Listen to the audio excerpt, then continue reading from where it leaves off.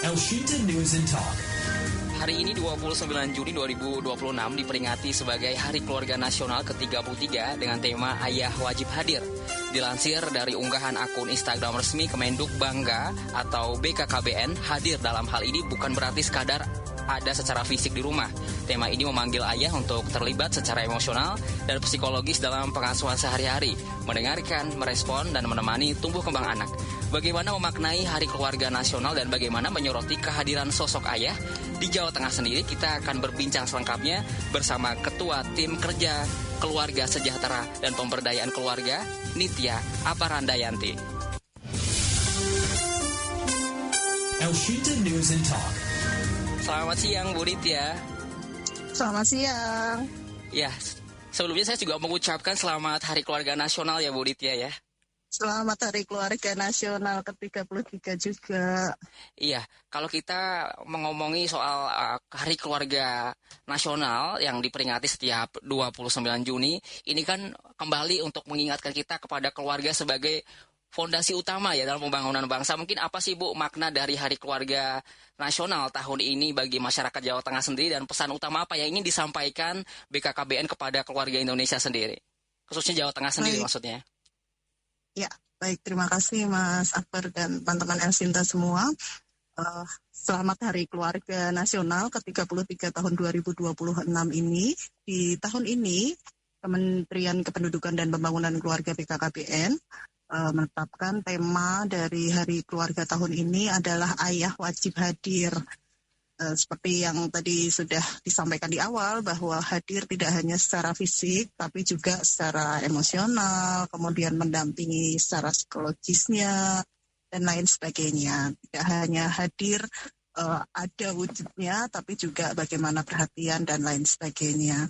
Jadi di tema ini berangkat dari tingginya angka fatherless. Kalau di Indonesia data menyebutkan 25,8% mengalami fatherless. Untuk di Jawa Tengah sendiri, data menyebutkan 24,4% dari anak-anak yang ada itu mengalami fatherless. Jadi tidak hanya harapannya dengan tema Ayah Wajib Hadir ini, tidak hanya kemudian ayah saja, tapi mungkin yang ayahnya sudah tidak ada, yatim dan lain sebagainya, ada sosok ayah yang bisa dijadikan panutan, tuntunan untuk anak-anak, terutama anak-anak di Jawa Tengah. Demikian Mas Akbar. Ya, baik.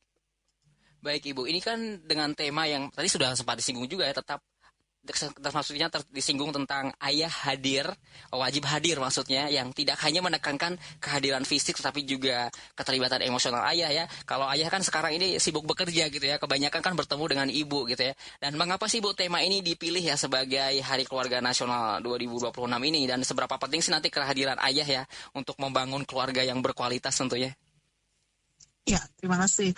Iya betul, dengan tema Ayah Wajib Hadir tadi didasari dengan tingginya angka fatherless.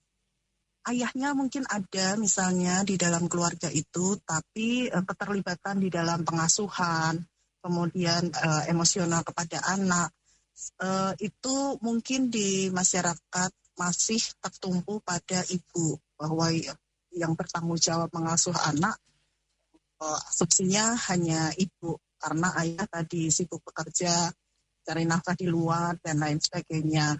Atau kalau ibu bekerja, ibunya sudah bekerja juga, kemudian masih bertanggung jawab juga untuk menyelesaikan semua hal terkait dengan pengasuhan anak. Tapi harapannya dengan tema Ayah Wajib Hadir pada Hari Keluarga Nasional tahun ini, harapannya mengajak ayah-ayah yang ada, ayah dan calon ayah mungkin ya, yang ada di se-Indonesia, terutama di Jawa Tengah, untuk bagaimana melihat sebuah pengasuhan di dalam keluarga itu tidak lagi menjadi tanggung jawab ibu semata, tapi peran ayah itu ada di sana. Entah itu menemani anak bermain, sehingga mungkin anak tidak kemudian banyak pegang gadget dan lain sebagainya karena tidak ada yang menemani bermain. Kemudian dengan bermain itu mungkin anak bisa melihat kalau penyelesaian masalah yang seperti ini dengan POV ayah akan berbeda dengan ketika ibu menyelesaikan permasalahan demikian. Jadi bagaimana dengan tema ini kita mulai menggelorakan bahwa pengasuhan itu tidak semata-mata tanggung jawab ibu semata. Begitu, Mas. Baik Ibu, kalau BPKBN, maksudnya BKKBN ini kalau mencermati terkait fenomena fatherless yang terjadi khususnya di Jawa Tengah sendiri, apakah kondisi ini masih menjadi tantangan yang cukup serius, Bu Nitya? Ya, melihat data yang ada, 24,4% itu masih fatherless, berarti hampir 1/4 dari jumlah populasi anak yang ada itu mengalami hal tersebut. Berarti hal ini perlu untuk kita sikapi bersama dan menjadi hal yang penting. Demikian.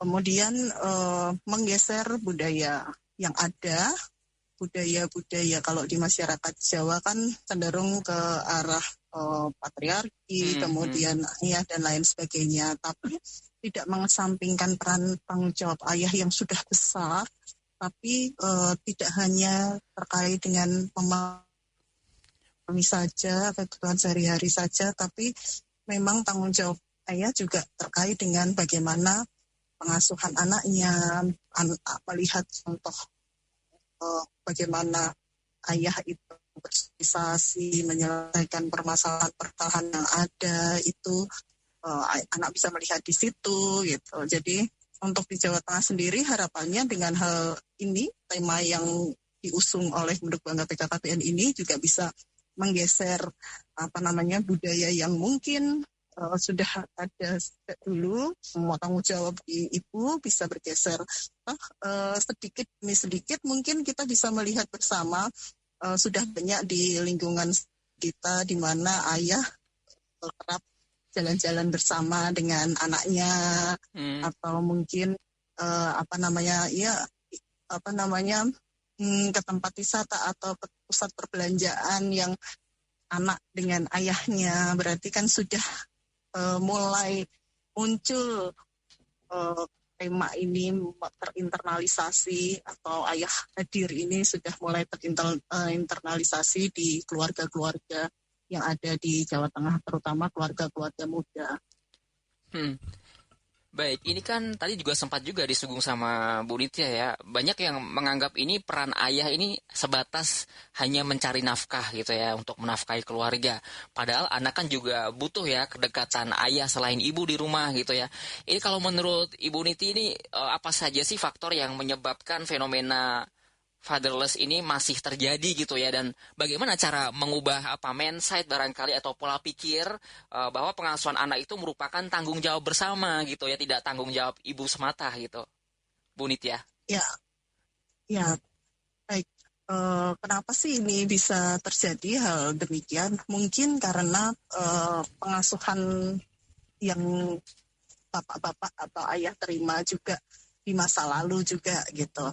Jadi itu kebawa di pengasuhan bapak-bapak yang sekarang, sehingga kemudian menganggap bahwa ya memang tugasnya hanya mencari nafkah, memenuhi semua kebutuhan gitu. Kemudian ada juga stigma di masyarakat yang mungkin budayanya yang ngerjain bapak-bapak, ibunya kemana gitu. Jadi hal-hal demikian yang mungkin sebelumnya membuat hal tersebut menjadikan fenomena fatherless marak ada di wilayah sekitar kita gitu. Tapi kemudian apa yang sudah dilakukan, tentu zaman sekarang dengan era digital, semua informasi bisa dilihat di sosial media gitu.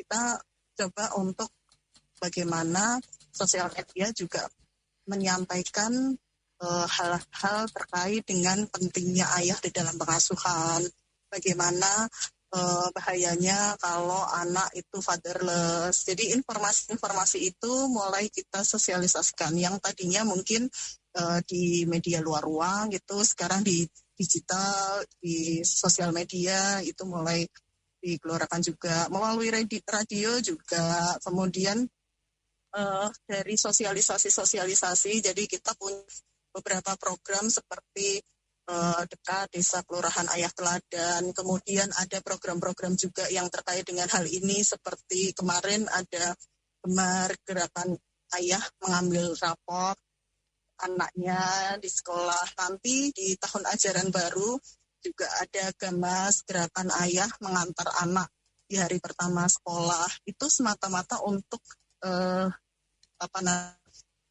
untuk menggerakkan atau menginfluence ayah bahwa bukan hal yang tabu kok untuk ngambil rapot anaknya ke sekolah, itu tidak hanya tugas ibu kok gitu. Tanya ke guru itu juga bisa dilakukan oleh ayah. Nganter di hari pertama sekolah anak itu bisa memberikan kesan untuk anak kok, seseru itu nganter anak ke sekolah misalnya, seperti itu. Tapi ya itu, kalau misalnya untuk yang kasusnya tidak ayahnya mungkin sudah tidak ada, itu sosok ayah yang kita cari, siapa sosok yang mungkin laki-laki dewasa yang sosoknya itu bisa menggantikan peran ayah, misalnya Pak D-nya, omnya, kakak laki-lakinya misalnya, demikian, sehingga sentuhan peran ayah atau sosok ayah itu tidak hilang dari anak, demikian.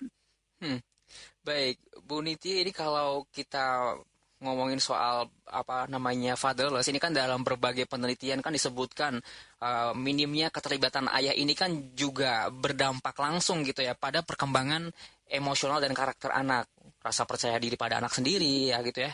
Ini seberapa besar sih dampak fenomena fatherless ini terhadap tumbuh kembang anak ya, baik dari sisi psikologis maupun sosial ataupun pendidikannya juga, Ibu?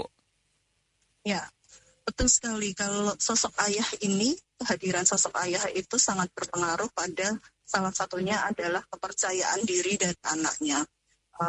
Anak yang mendapat pendampingan atau ditemani oleh ayahnya di setiap tahap tumbuh kembangnya cenderung lebih percaya diri daripada yang tidak.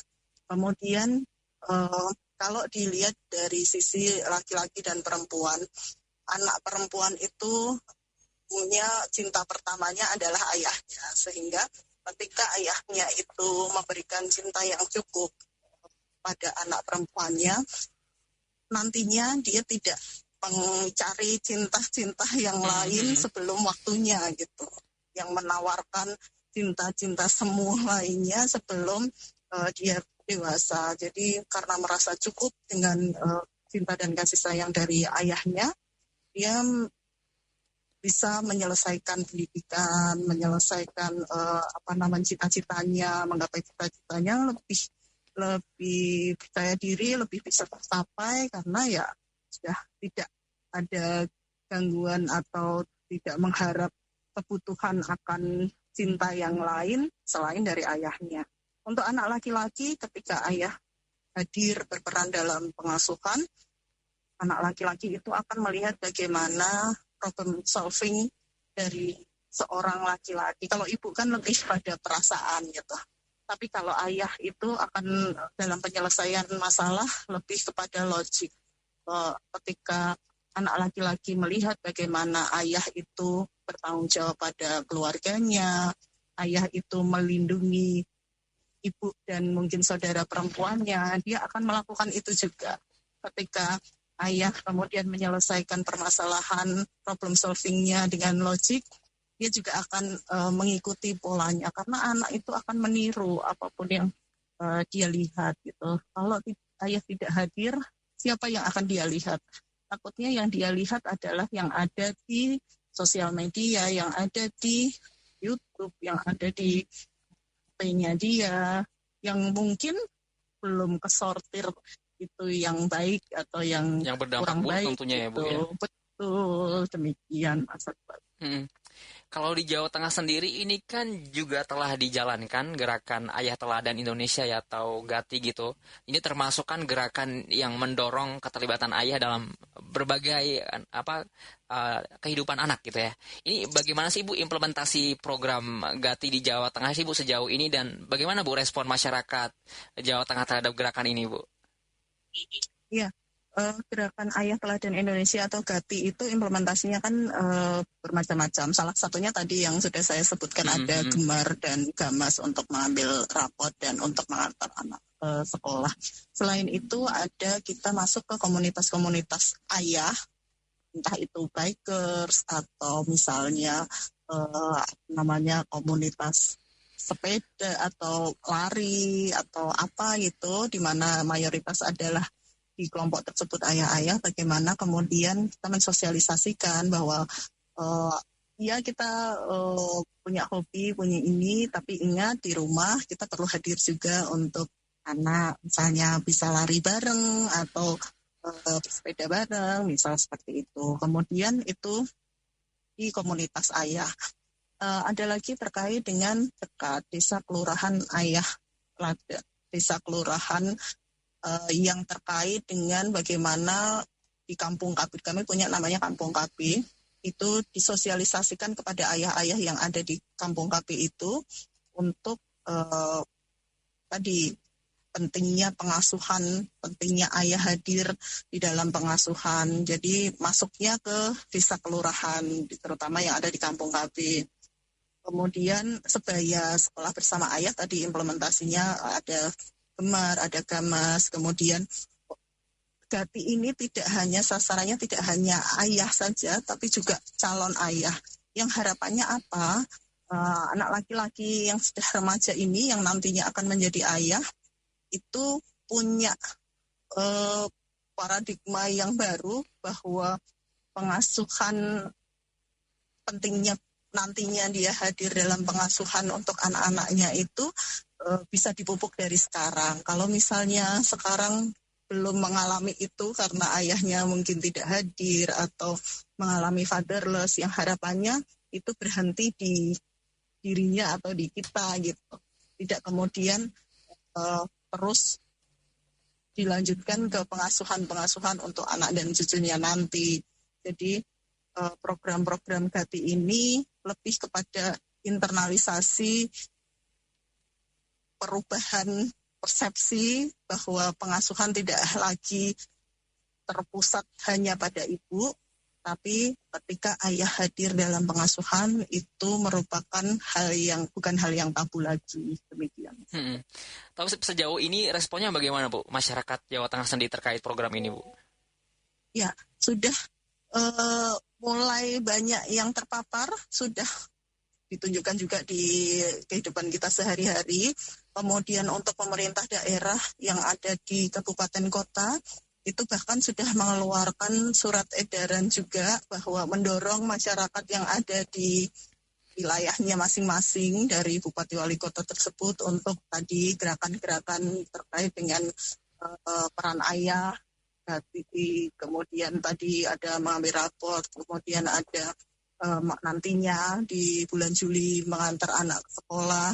Jadi selain dari sisi kebijakan, juga internalisasi yang ada di masyarakat juga menunjukkan bahwa sudah banyak masyarakat kita yang aware terkait dengan isu ini. Kemudian komunitas bapak-bapak juga kita lihat juga sudah mulai banyak gitu yang tidak hanya membicarakan hobi, tapi juga membicarakan terkait dengan pengasuhan, bahkan yang tadinya kita hanya kenal ayah ASI misalnya, tapi sekarang juga sudah ada komunitas-komunitas bahkan di sosial media juga yang membicarakan isu terkait dengan pengasuhan juga, bagaimana POV-nya, sampai ke membicarakan kenapa bapak sering tidak hadir pada acara anak-anaknya ketika anak-anaknya ada misalnya lomba bersama parenting, lomba bersama misalnya, atau kelas-kelas itu lomba bersama orang tuanya, kenapa yang hadir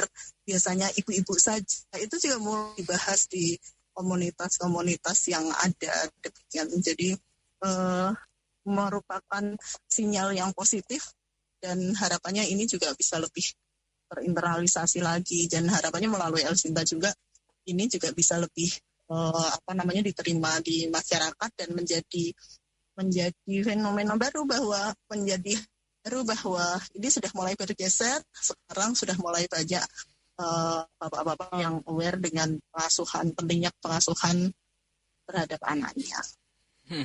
Baik, Bu Nitya, ini tadi sempat disinggung soal pengasuhan. Mungkin sebagai closing statement saat ini kan banyak juga anak-anak yang lebih nyaman gitu ya berkomunikasi melalui gawai maksudnya, terus melalui AI ya, artificial intelligence, lebih senang lah curhat untuk kepada AI gitu. Bahkan curhatnya lebih banyak ke AI daripada orang tua. Mungkin bagaimana apa yang perlu dilakukan ya keluarga dan orang tua, maksudnya ayah dan ibu ini, agar komunikasi anak dengan orang tua itu tetap hangat ya di tengah teknologi digital yang menjadi tantangan sendiri gitu, Bu Nitya.